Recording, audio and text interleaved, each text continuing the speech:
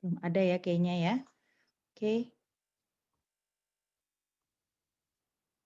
Oke, kalau belum ada, saya langsung masuk aja. Jadi hari ini kita akan masuk ke image restoration. Nah, judulnya sih kayak apa sih restorasi gitu kan, kesannya kayak sesuatu yang berbeda. Cuman yang ingin saya tekankan adalah sebenarnya apa-apa yang akan kita lakukan di image restoration ini semuanya sudah pernah Anda lihat. Sebelumnya kita udah pernah lihat banyak metode-metode peningkatan mutu citra, baik itu di domain spasial maupun di domain frekuensi. Kita sudah lihat pemrosesan warna dan lain sebagainya, dan kita tahu gimana caranya supaya jadi lebih bagus. Nah, sama sebetulnya, exactly the same. Sekarang metode yang akan kita pakai dalam image restoration, tools-nya, step-stepnya itu kurang lebih sama, akan tetapi kita akan membungkus permasalahan yang kita hadapi dengan cara yang sedikit berbeda. Jadi kalau kita lihat perbandingannya, ketika kita melakukan enhancement, kita tuh melakukan pemrosesan secara heuristik. Saya tuh trial and error, saya coba-coba aja deh, saya lakukan log transformation, coba deh saya lakukan color balancing, coba deh saya lakukan histogram equalization, karena saya ingin mendapatkan hasil yang lebih baik. Nah, lebih baik ini adalah sesuatu yang tidak biasanya kita ukur dengan kuantitatif, tapi karena target kita hanya ingin mendapatkan citra yang bagus dan visually pleasing. Tolong diingat istilah visually pleasing ini karena kita akan kembali ke istilah visually pleasing ini nanti di akhir. Perbedaannya adalah ketika kita melakukan restorasi citra, ini kita punya tujuan. Kita tahu sebetulnya apa sih yang terjadi sampai rusak seperti ini, sehingga kita ingin memperbaikinya menjadi yang asli, quote unquote asli. Jadi kalau di sebelah kiri ini lebih kepada image enhancement, karena intinya kita mau memperbaiki gambar sampai jadi tajam.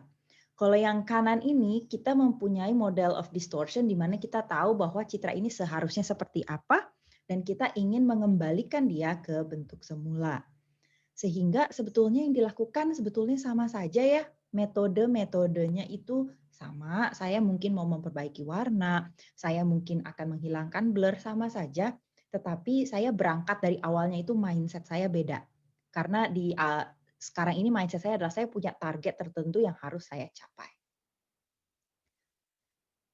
Degradasi citra itu bisa kita modelkan seperti ini, kurang lebih disederhanakan ya, jelas namanya juga pemodelan aproksimasi.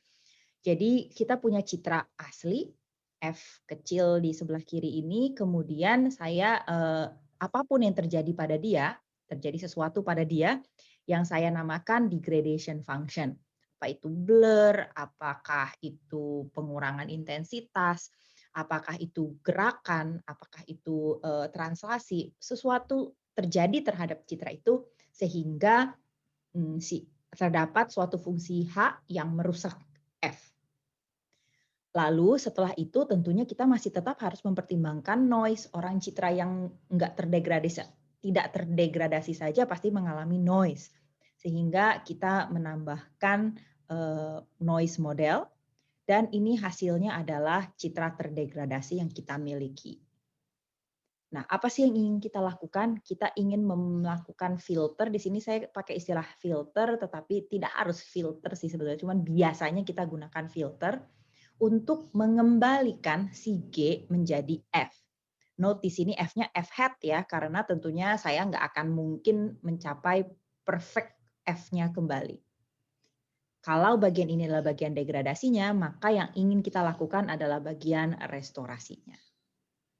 Nah, di sini saya pakai istilah gambarnya kan F kecil ya, F kecil X, Y.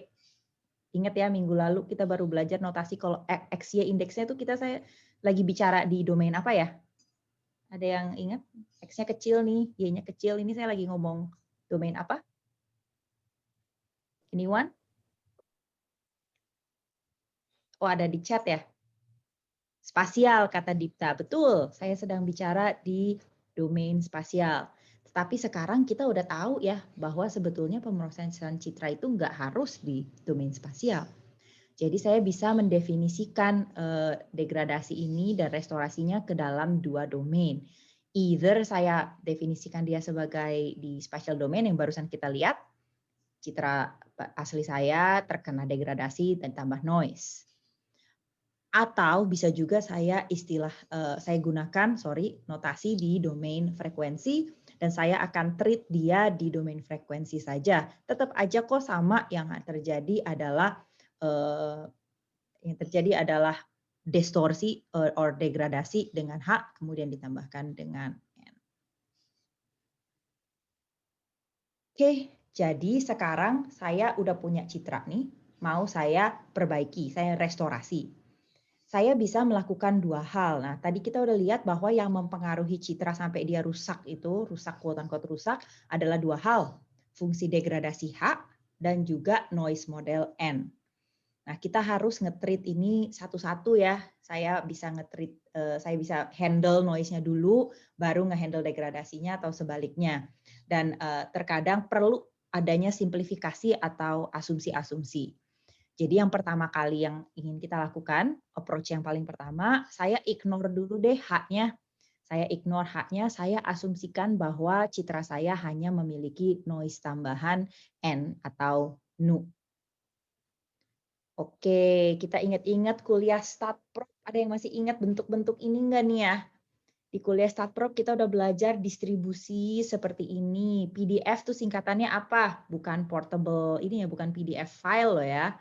Ini PDF, ini PDF apa sih namanya? Saya tunggu nih, saya udah buka chat, siapa tahu ada yang mau bantu saya. Ingat nggak sih? Itu PDF di sini saya maksudnya apa sih? Probability density function, terima kasih Vero. Betul. Jadi spatial noise itu kan bisa saya anggap dia adalah titik-titik data gitu. Dia adalah titik-titik measurements. Yang mana kalau saya modelkan dalam statistika, dia adalah random variable atau variabel acak. Dan variabel acak, kalau misalkan Anda semua ingat, kita bisa menceritakan variabel acak dalam beberapa fungsi, salah satunya probability density function. Bentuk-bentuknya masih hafal nggak nih? Kalau yang paling kiri atas harusnya pada tahu dong ya itu bentuknya kayak apa. Saya tunggu lagi nih, saya buka chatnya. Kiri atas kira-kira apa? Atau unmute lah ya biar saya dengar selain suara saya. Oh, distribusi normal, normal, normal. Yes, correct. Yang paling kiri atas tuh inilah ya, kelihatan jelas ya bentuknya kan kayak bell. Itu distribusi Gaussian atau normal.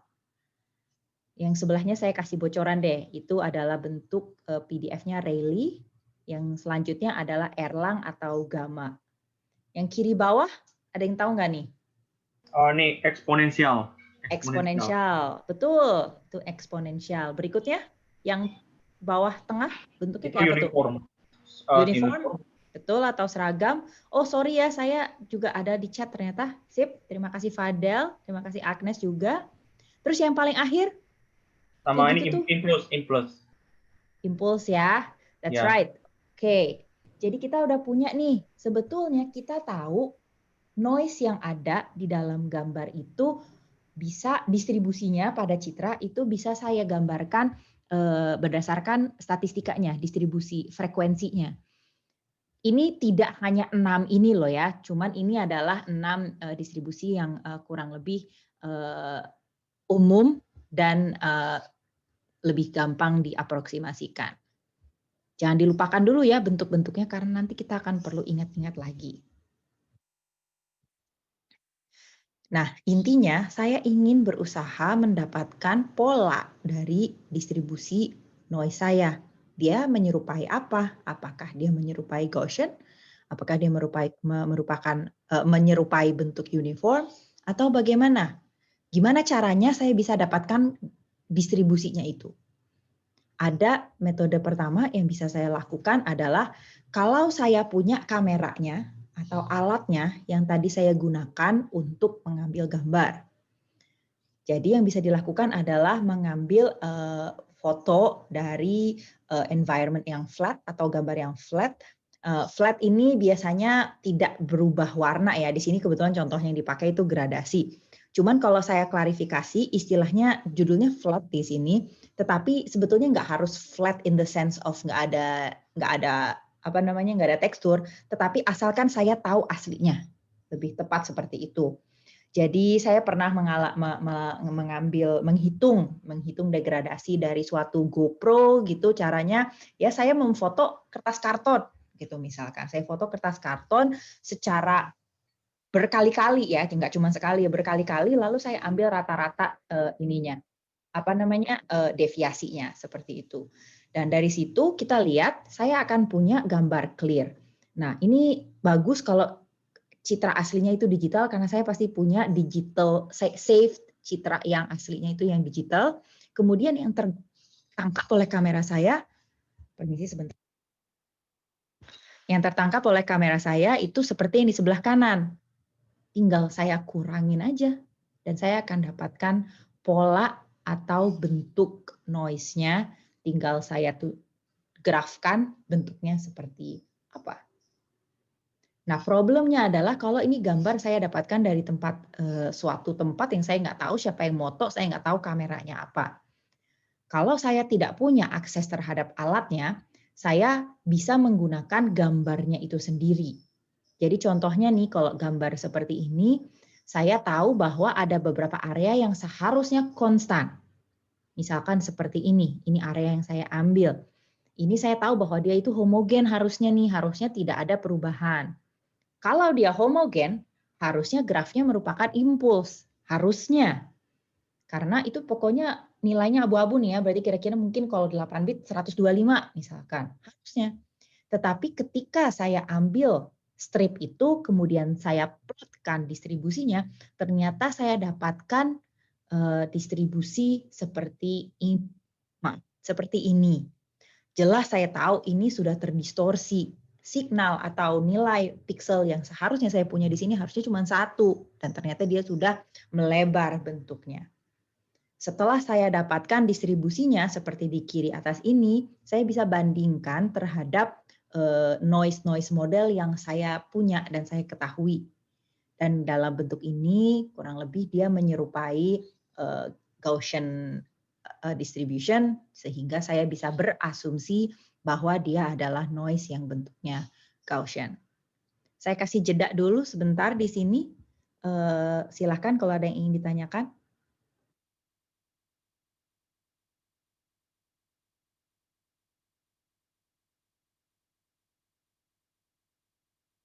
Saya lupa, katanya kadang-kadang ada yang nanyanya di chat. Nggak ada yang? Nggak ada ya?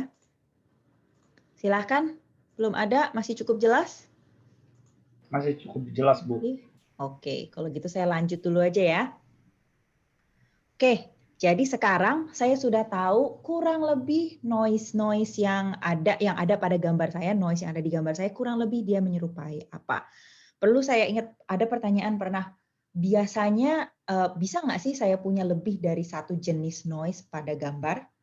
Bisa, karena kita nggak tahu sudah berapa kali transfer nih file yang saya punya. Saya nggak tahu berapa kali dia ada di scan gitu. Akan tetapi approach-nya adalah biasanya mengambil satu yang paling tepat gitu, karena filteringnya biar sekali aja. Jadi walaupun kemunculannya mungkin ada yang beda-beda gitu, kita asumsikan bahwa ada satu yang mengaproksimasinya. Nah, antara semua noise yang kita ketahui ini, semuanya memiliki satu hal in common, yaitu semuanya spatially independent. Maksudnya spatially independent adalah kalau dia Gaussian di kiri atas gambar, di sebelah kanan bawah juga kemungkinan besarnya Gaussian. Karena noise ini biasanya datang dari akuisisi citranya, baik itu pakai scanner atau pakai kamera, biasanya datang di situ, sehingga unlikely, saya nggak bilang nggak mungkin, tapi unlikely dia akan berbeda-beda secara spasial. Sehingga kalau begitu saya bisa mengatasinya dengan menggunakan filter spasial. Filter spasialnya banyak yang bisa digunakan, yang paling umum digunakan adalah filter mean. Nah, filter mean itu apa sih? Kan filter tahu ya, kita punya mask, lalu kita terapkan terhadap citranya, kemudian nilai yang diambil adalah nilai mean-nya saja. Jadi kalau misalkan nih saya punya kotak ini nih, misalkan saya punya saya punya citra terdegradasi ini, saya ambil kotak ini saya filter, lalu di antara area tersebut saya ambil min-nya saja untuk mereplace titik tengah yang ada di situ. Kenapa saya ganti dengan min? Karena kalau memang noise, coba kalau saya balikin dulu sebentar di sini, kalau saya punya noise seperti ini, misalkan Gaussian, kurang lebih kalau saya mau dapat saya mau dapat intensitas aslinya, dia ada di tengah-tengah. Yang mana kalau Gaussian mean ada di tengah-tengah situ, mean sama dengan median. Tetapi tentunya ini aproksimasi. Kalau bentuknya tidak persis seperti ini, ya pasti akan ada sedikit deviasinya. Nah, karena nggak cuman Gaussian noise aja, nggak cuman simple mean aja ya, tetapi ada beberapa cara yang bisa dilakukan. Ada yang namanya arithmetic mean, ada yang dinamakan geometric mean, ada juga contraharmonic mean, dan juga harmonic mean. Detailnya Anda bisa lihat di video. Apa yang terjadi masing-masing mengambil mean, tetapi menghitungnya dengan berbeda, geometric mean, arithmetic mean gitu. Jadi efeknya terhadap citra pun akan berbeda-beda. Contohnya arithmetic mean itu adalah mean yang kita semua tahu, rata-rata, average, cukup straightforward, mudah dihitung, akan tetapi resikonya dia akan menghilangkan detail.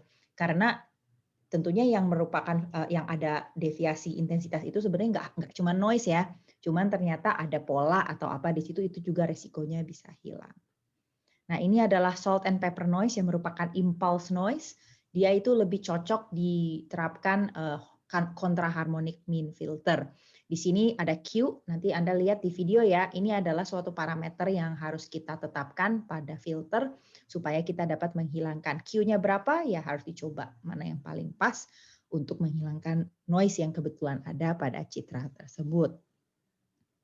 Selain mean filter, yang juga bisa digunakan adalah beberapa order statistics filter, yaitu median filter, min max filter, dan alpha trimmed filter.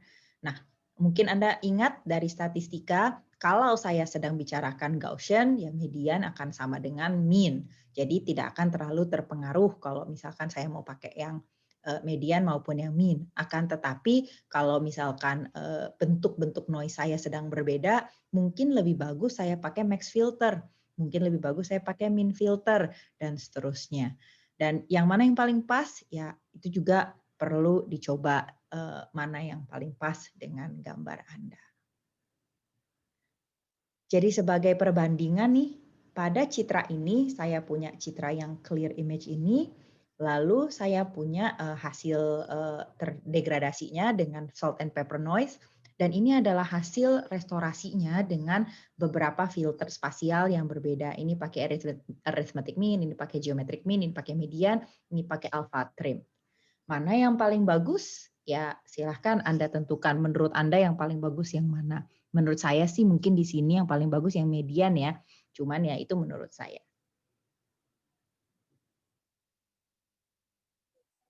Ada juga yang dinamakan adaptive local noise reduction filter. Nah ini agak adaptif ya, nama juga adaptif, dia tidak hanya mengambil mean begitu saja misalkan, tetapi dia juga mempertimbangkan neighborhood yang sedang dia pelajari. Jadi kalau window filternya lagi di area yang banyak variasinya, dia akan mempertimbangkan mean dan standar deviasi di setiap area. Manfaatnya adalah, jadi kalau di sini saya akan sorot ya, seingat saya, jadi gambar ini nih, titik ini nih, ada titik-titik di luarnya nih. Nah ini cenderung hilang nih kalau saya pakai arithmetic mean filter tuh, titik-titiknya hilang. Garis-garis yang ada di sini, yang tadinya jelas, jadinya blur. Sama halnya di sini. Sedangkan dengan adaptive local filter, dia bisa menangani detail tersebut karena tidak sama filter yang dia gunakan di area homogen dan filter yang dia gunakan di area yang banyak detailnya. Sekali lagi saya akan kasih pause sebentar, 1 menit kurang lebih di sini. Kalau ada yang ingin ditanyakan, saya persilahkan.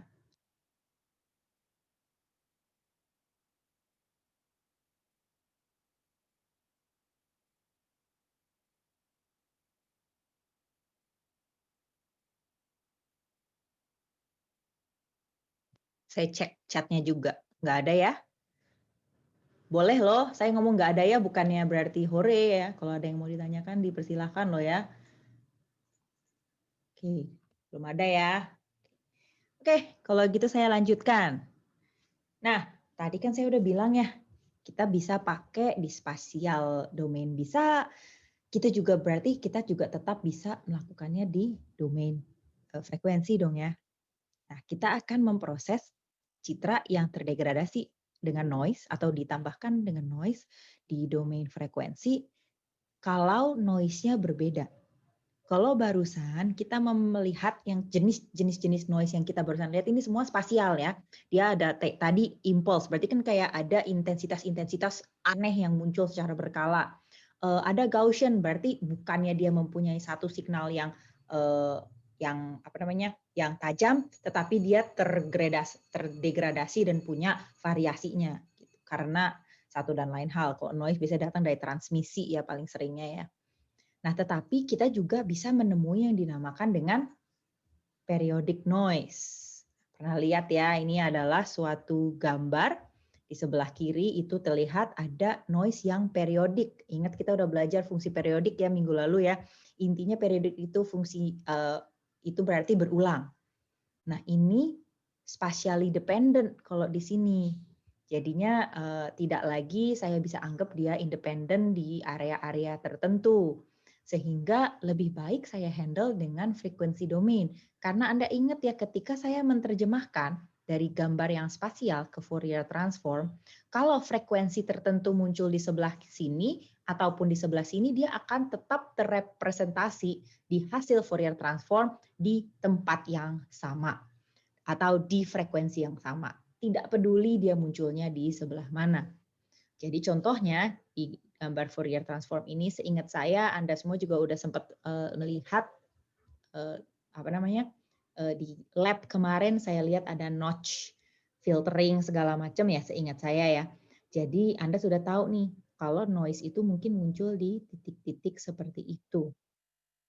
Ingat kalau misalnya frekuensi rendah itu biasanya kita letakkan di tengah setelah shifting dan scaling. Karena nantinya kita akan bisa lihat semua frekuensi, semua pattern dengan frekuensi yang sama akan muncul pada jarak yang sama dari tengah, dari origin. Sehingga kalau saya tahu bahwa notch-notch itu, titik-titik itu adalah yang berkorespondensi dengan noise yang ada pada citra, saya bisa tahu bahwa lingkaran hijau ini adalah lokasi frekuensi yang korespon terhadap frekuensi yang ada pada citra yang isinya adalah noise. Kalau gitu saya mau dong ngilangin lingkaran itu aja, saya bisa gunakan yang dinamakan band reject filter.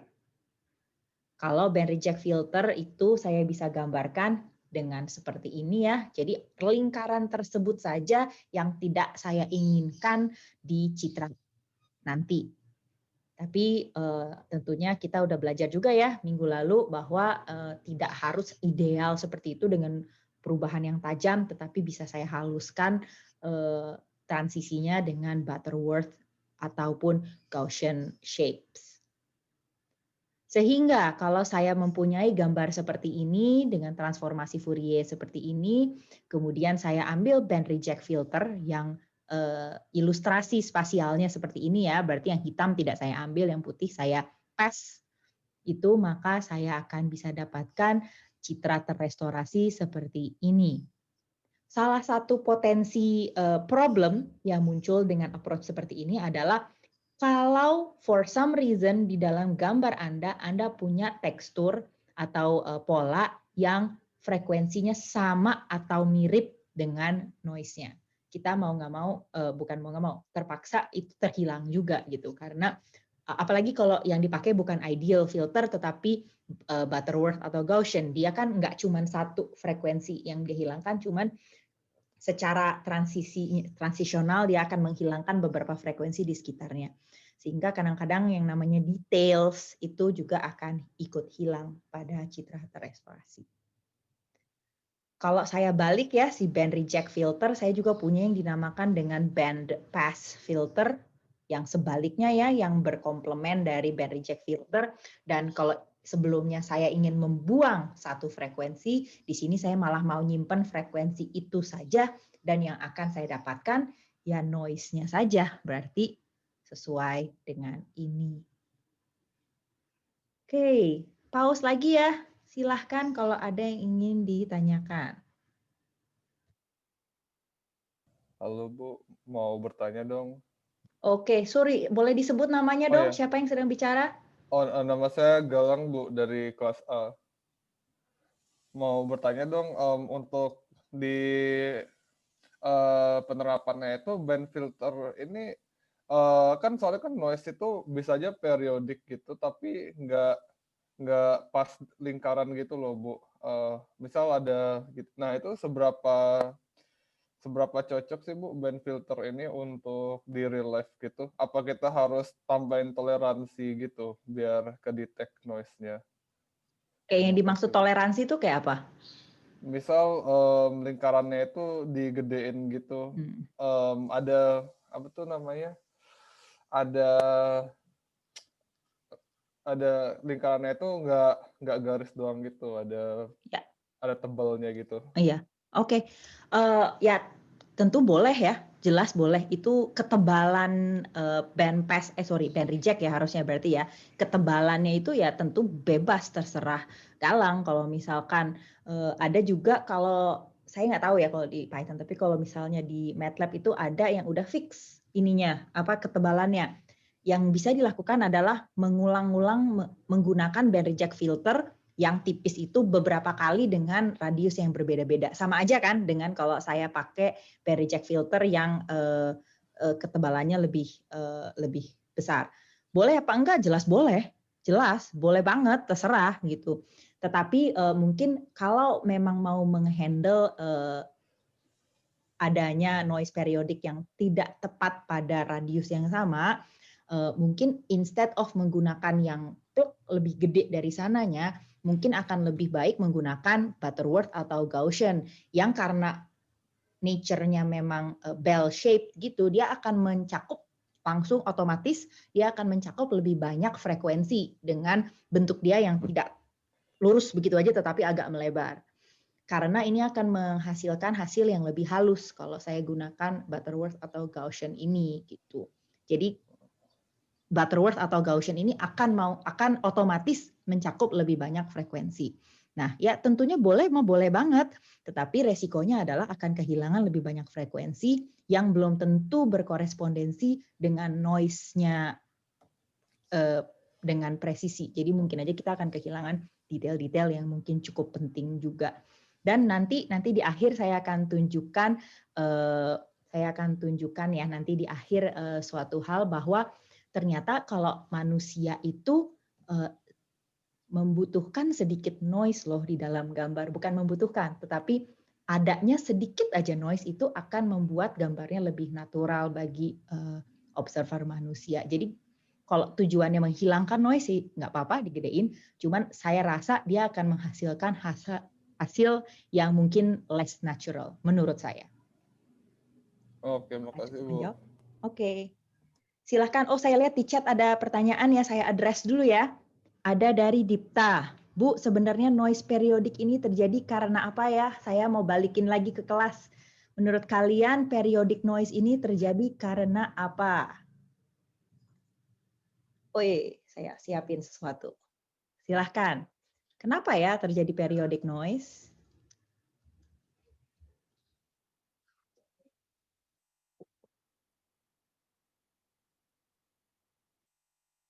Adakah? Adakah?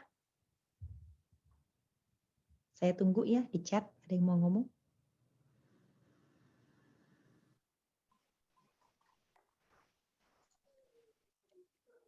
Adakah? Saya lihat ada yang unmute nih. Juan Karnadi unmute, mau jawab bukan? Kepencet ya? Periodic noise ya. Ya, kira-kira kenapa? Sebetulnya mau noise periodik maupun spasial itu biasanya terjadi karena sesuatu yang sama sih. Gitu. Ada yang tahu? Menurut saya kalau noise itu kayak terjadinya terjadinya ya Kak, ketika dia menangkap sinyal yang tidak semestinya si device itu tangkap sih. Itu aja sih. Saya akan tambahkan nanti ya. Silahkan yang lainnya, gimana?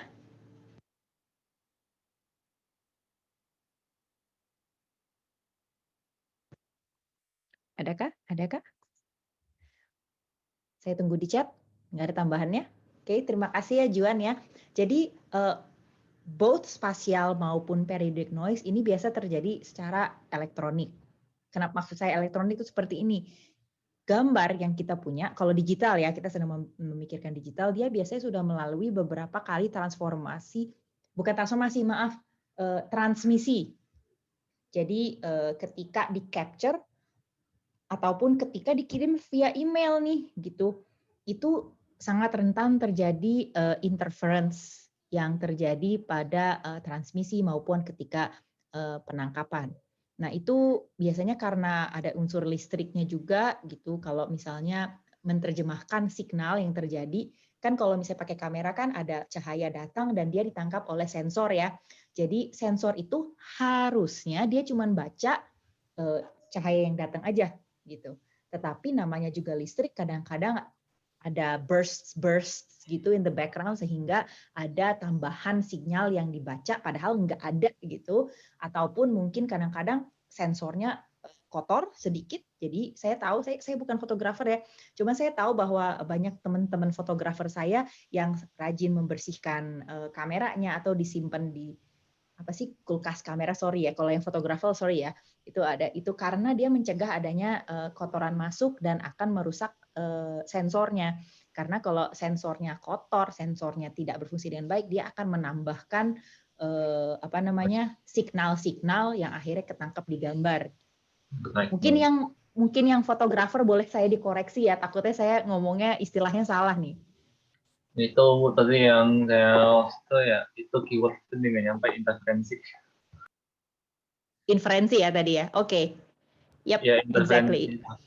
Itu karena kelistrikan ya, karena biasanya yang kita pakai untuk menangkap atau mentransmisi gambar kan alat elektronik, dan selama penangkapan atau transmisi itu ada yang di luar yang terjadi. Oke, ada lagi mungkin yang ingin ditanyakan? Ini kebetulan ada tukang roti lewat rumah saya, jadi rame, jadi sambil saya mute, ada yang mau ditanyakan?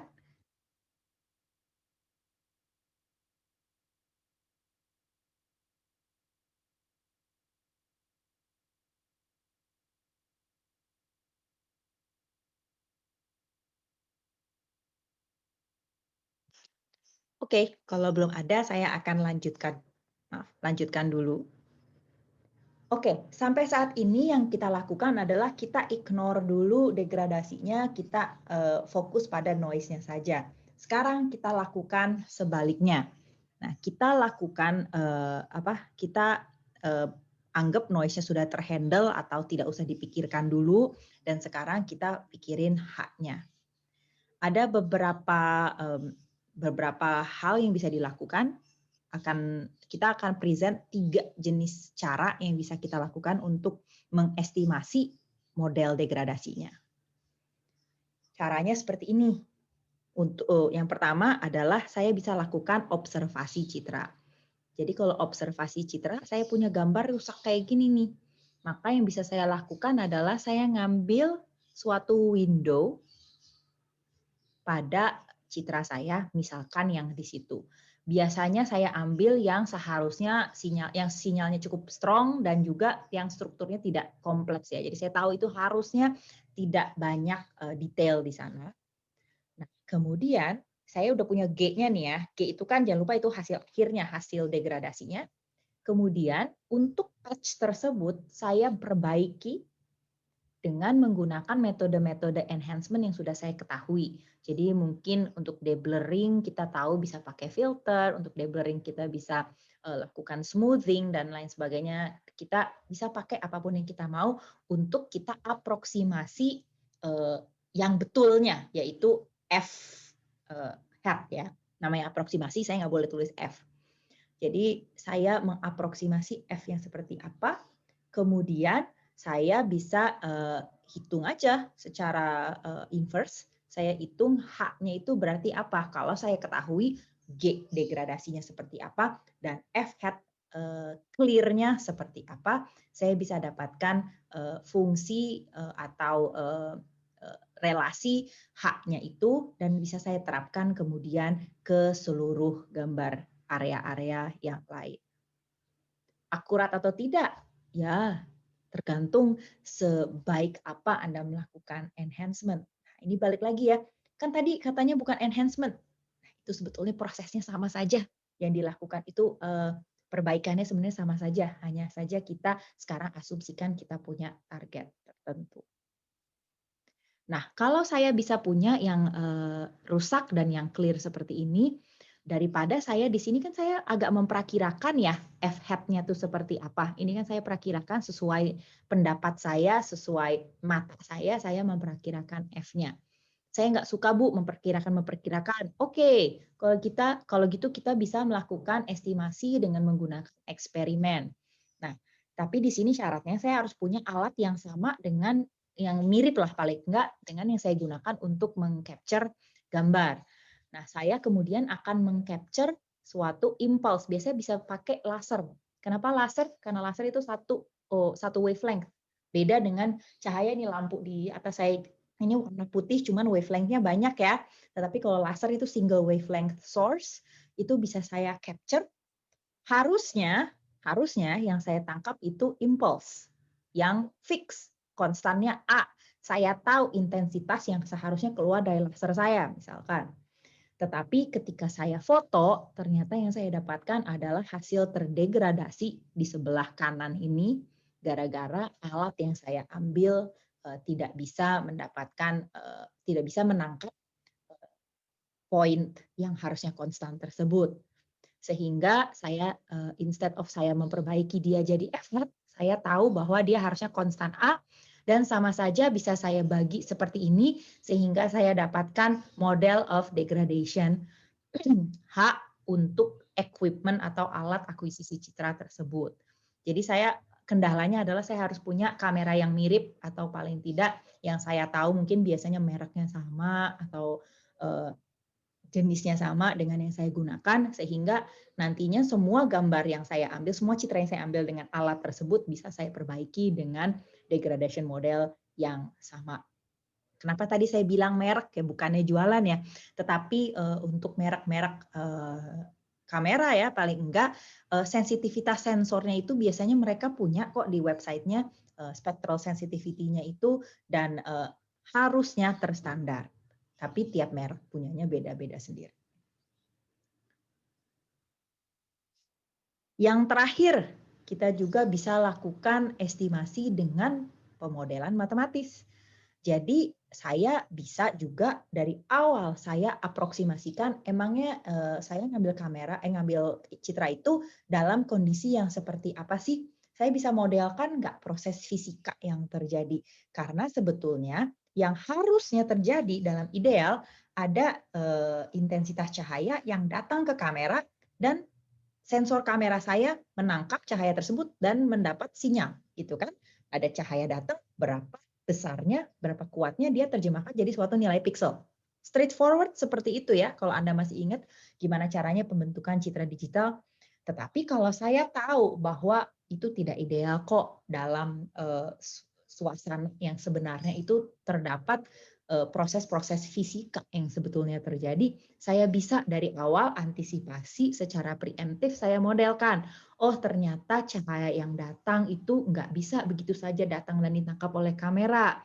Misalkan di sini saya kasih dua contoh. Di sebelah kiri itu di domain frekuensi, ini ongoing research untuk citra-citra yang diambil dari remote sensing, dari remote sensing atau juga pokoknya yang non laser pengambilannya, dan itu dia bisa memodelkan atmosfer. Kan atmosfer kita kan mempengaruhi cahaya lewat ya, dan dia memodelkan degradasi yang terjadi seperti itu, suatu fungsi eksponensial.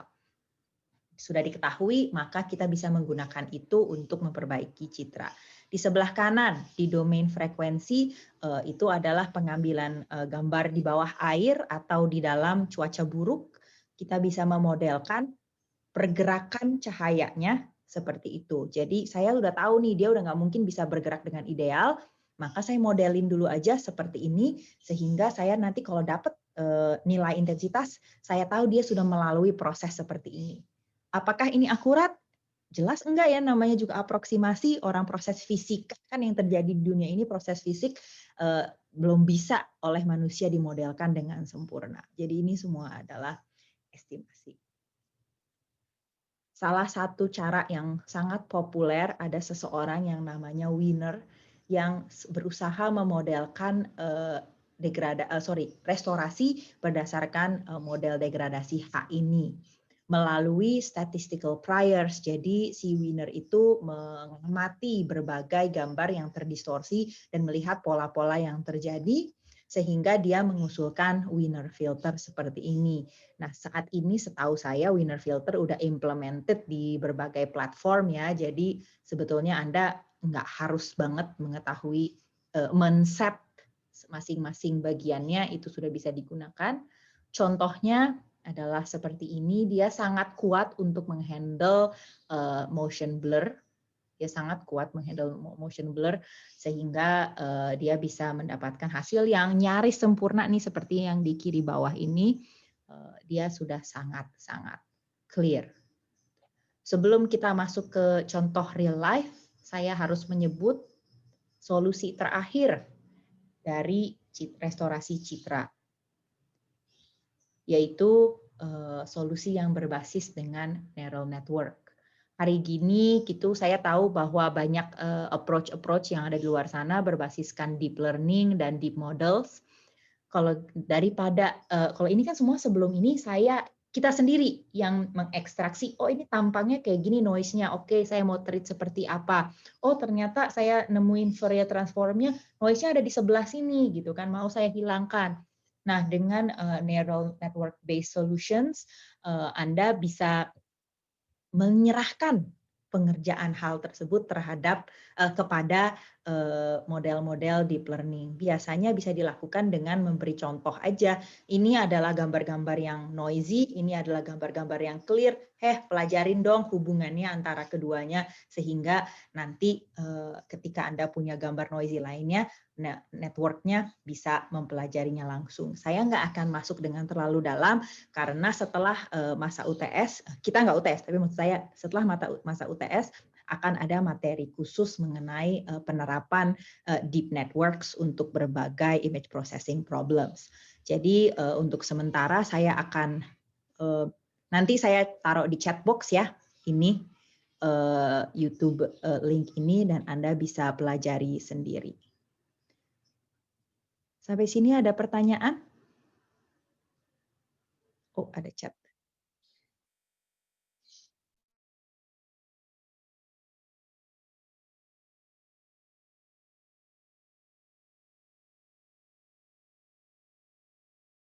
Ternyata saya muted, ada pertanyaan dari Fadel. Jika suatu citra ada degradasi dan noise, apakah saat kita memodelkan fungsi noise-nya, kita dapat mengasumsikan bahwa fungsi degradasinya dapat diabaikan, dan apakah berlaku vice versa untuk memodelkan fungsi degradasinya? Approach yang biasanya dilakukan seperti itu. Ketika sedang handle noise, degradasinya di-ignore dulu. Ketika sedang menghandle degradasi, noise-nya di-handle terlebih dahulu. Apakah ideal? Tidak, karena seharusnya mereka kan tidak saling lepas ya, gitu. Tetapi kalau di-treat langsung, tadi degradasinya menjadi modelnya itu ada degradasinya kemudian ada noise, itu sangat sulit untuk di-handle secara bersamaan karena problem itu sangat underdetermined, sangat ill-posed. Terlalu banyak variabel tidak diketahui di situ. Sehingga approach yang paling umum adalah menghandle-nya satu persatu dengan sengaja mengasumsikan yang satu tidak ada sementara. Resikonya ya mungkin hasilnya tidak akan sangat sempurna. Memang iya. Semoga cukup menjawab ya Fadel ya. Oke, belum ada pertanyaan. Oke, saya cuma punya sedikit slide lagi tentang salah satu cara pelaksanaan pengukuran hasil gitu. Tapi sebelumnya saya akan undang kalian untuk masuk ke chat room untuk menulis presensi. Silahkan tulis hadir di chat box sambil kita stretching dulu 1-2 menit.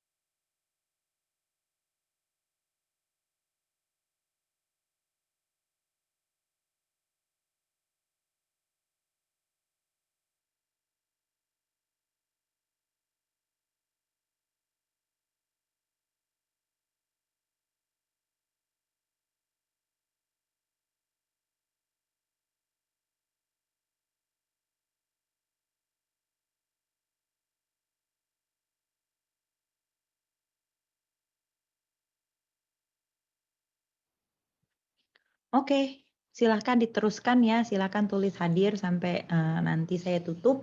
Tetapi supaya kita nggak terlalu lama, saya akan lanjut ke bagian image quality. Nah, di sini saya akan sedikit contradict myself ya. Di depan kan tadi saya bilang kalau metode-metode sebetulnya yang digunakan untuk enhancement maupun untuk restorasi itu sama. Sedangkan tetapi enhancement tujuannya mendapatkan yang visually pleasing saja, pokoknya lebih enak dilihat. Sedangkan restorasi saya punya target tertentu. Nah, tetapi pada kenyataannya kadang-kadang restorasi itu saya nggak punya idealnya itu seperti apa. Sehingga pada akhirnya hasil akhir saya evaluasi baik itu untuk enhancement maupun untuk restorasi, cara evaluasinya itu sebetulnya sama saja. Jadi di sini saya akan mengenalkan Anda dengan istilah image quality atau kualitas image. Ini kualitas citra dan ini istilah yang mungkin Anda akan nanti muncul kalau lihat di referensi atau di paper lainnya, mungkin image quality assessment, image quality measurement, image quality metrics gitu. Itu semua maksudnya hal yang sama. Tetapi memang istilah yang digunakan papernya suka beda-beda. Jadi kalau Anda temukan itu, Anda ketahui bahwa sebetulnya diomongin itu sama aja. Jadi yang pertama yang ingin saya bahas adalah ada cara untuk menghitung kualitas citra secara objektif. Ada 3 jenis yang bisa digunakan, 3 jenis metrik yang bisa digunakan, yaitu full reference, reduced reference, dan no reference. Jelas ya istilahnya, kalau full reference artinya saya punya dengan penuh gambar asli yang sedang saya tuju. Saya punya targetnya sehingga saya bisa gunakan dia sebagai komparasi. Jadi kalau saya punya hasil restorasi saya punya aslinya, saya bisa hitung seberapa bagus hasil restorasi saya. Reduce reference, saya nggak punya gambar aslinya, tetapi mungkin saya punya fiturnya, mungkin saya punya komponen tertentu dari gambar asli yang seharusnya saya dapatkan dari hasil restorasi. Ada salah satu tes yang bisa dilakukan yaitu OCR atau pengenalan kata. Jadi walaupun saya nggak punya gambar aslinya, saya tahu itu harusnya tulisannya apa di situ. Sehingga asalkan saya bisa baca tulisan apapun yang ada di situ, saya bisa mengukur kualitas dari citra. Dan yang paling kanan itu ada no reference methods, di mana saya sama sekali nggak punya patokan asli atau tujuan dari gambar yang ingin saya tuju.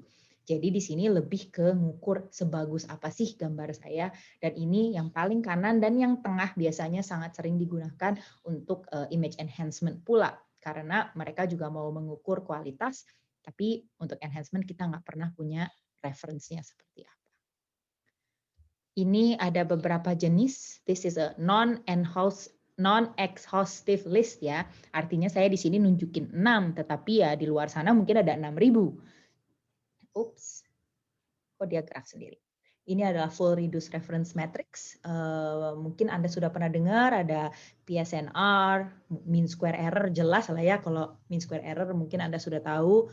Ada yang dinamakan structural similarity, color difference. color difference, adaptive image difference, dan universal quality index. Anda bisa lihat di video untuk penjelasan rinci mengenai masing-masing metrik ini. Ini both either full atau reduced reference. Lalu untuk no reference ada beberapa, dan ini sebenarnya tidak semuanya tidak saling lepas ya. Ini kayak yang tengah nih, yang kanan perception based ini sebetulnya merupakan variasi dari brisk di sebelah kiri. Jadi ini tidak saling lepas. Intinya mereka menentukan indikator kualitas berdasarkan set of natural images. Jadi dia punya dataset isinya gambar-gambar natural, lalu dia menentukan yang bagus yang seperti apa, dan kalau ada gambar kita mengevaluasi bagus atau enggaknya berdasarkan parameter yang dia ekstraksi dari dataset ideal yang dia miliki itu.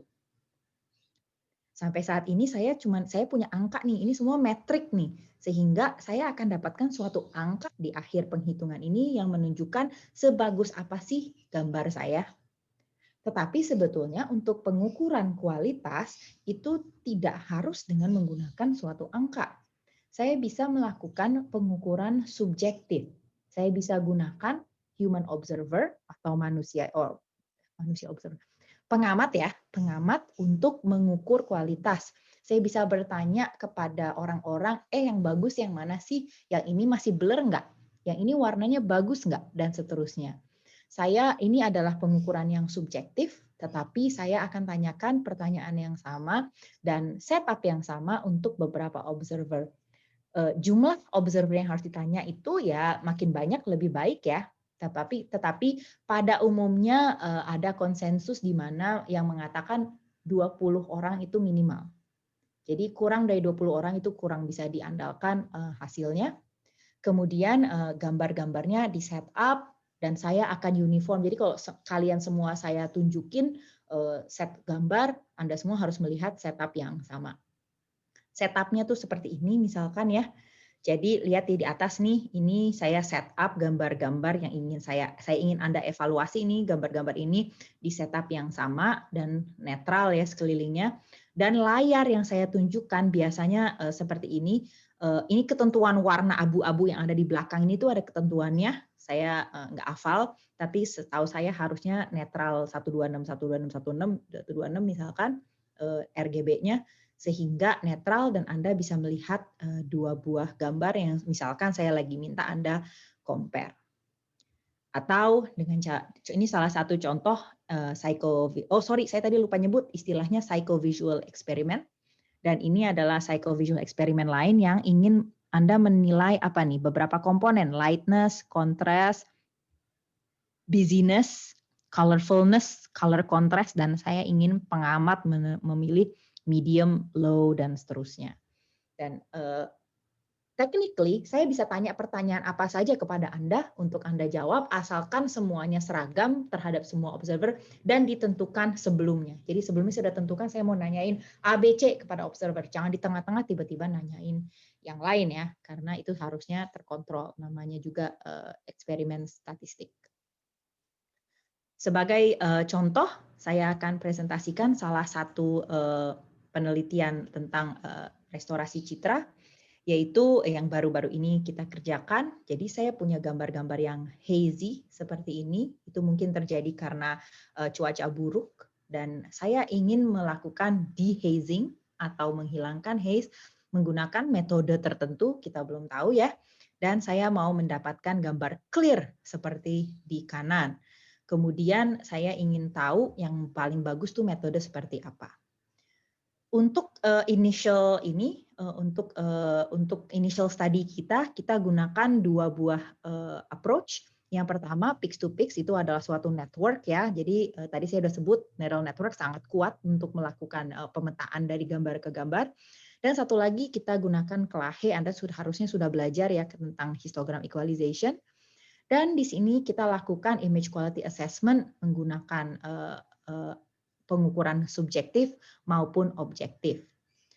Untuk objektif kita gunakan beberapa metrik seperti ini, color difference, mean square error, structural similarity, dan PSNR.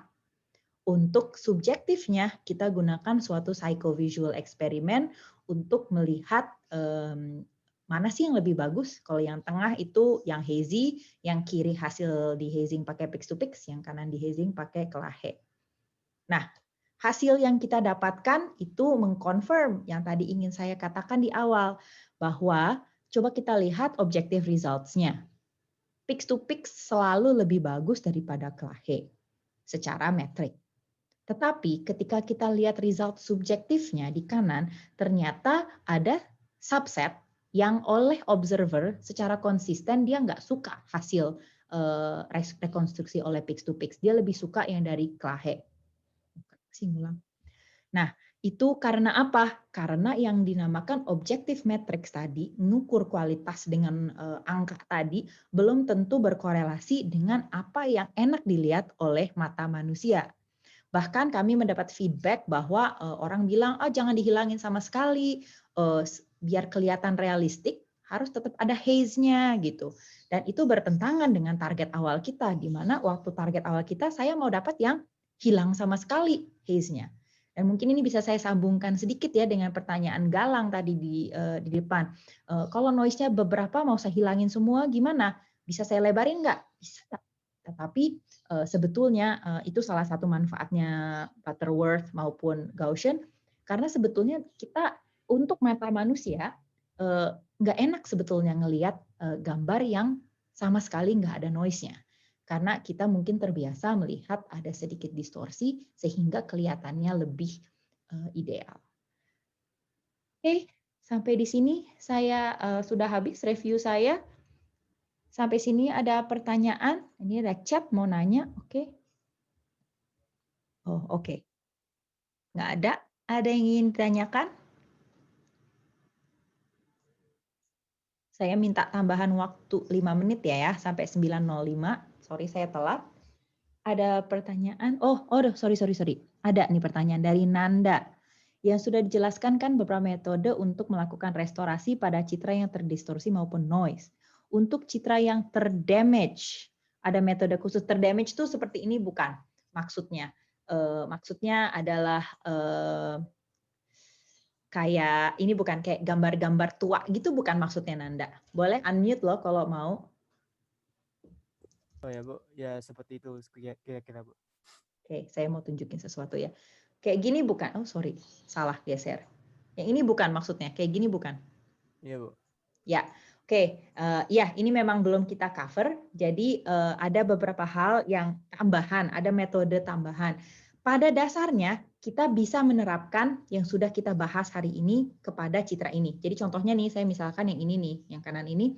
Pada dasarnya saya bisa lakukan hal yang sama. Saya bisa estimasi area yang rusak dan area yang seharusnya misalkan, dan saya bisa gunakan either itu estimasi noise ataupun estimasi estimasi tadi noise atau degradation. Pada dasarnya tetap bisa dilakukan, tetapi ada beberapa approach tambahan yang dibutuhkan. Mungkin kalau mau baca lebih lanjut saya tulis di chat ya. Ada yang dinamakan digital in painting. Jadi itu kan di sini kan ada yang lost sama sekali ya, ada beberapa area yang hilang sama sekali informasinya. Itu kita perlu lakukan ekstrapolasi biasanya dari area-area di sekitarnya untuk berusaha mengisi area-area kosong tersebut.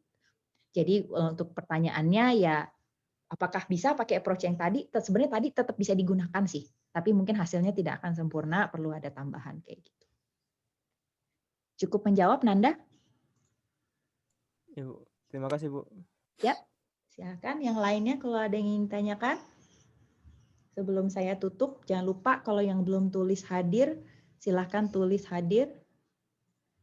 Topik bagian awal, sorry. Bentar ya, saya stop share screen.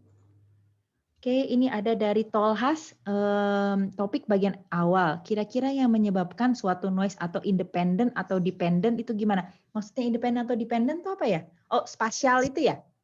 Iya benar tadi awal tadi. Yang spasial Dependent. tadi. Kalau well, to be honest, kita nggak akan pernah tahu. To be very honest, itu perakiraan. Tetapi pada dasarnya kalau misalkan spasial itu asumsinya dia akan spatially independent, dan secara visual tuh biasanya kelihatan kok gitu loh kalau misalkan ada Gaussian paling enggak gitu kan, kayak burung-burung di sebelah kiri atas biasanya kelihatan kok kalau di kanan bawah itu kok mirip-mirip gitu misalkan. Tetapi itu juga bisa dikatakan asumsi. Jadi kita asumsikan dia itu spatially independent, maka saya lakukan spatial filter. Untuk melihat mana yang mana, ya to be honest nggak akan saya bisa jawab dengan pasti ya, karena tergantung masing-masing image gitu. Jadi mungkin itu lebih ke suatu asumsi yang kita gunakan. Biasanya kalau spasial itu independen sih. Ya, spatially independent biasanya. Oke, makasih Bu. Ya, silahkan. Ada lagi yang ingin ditanyakan?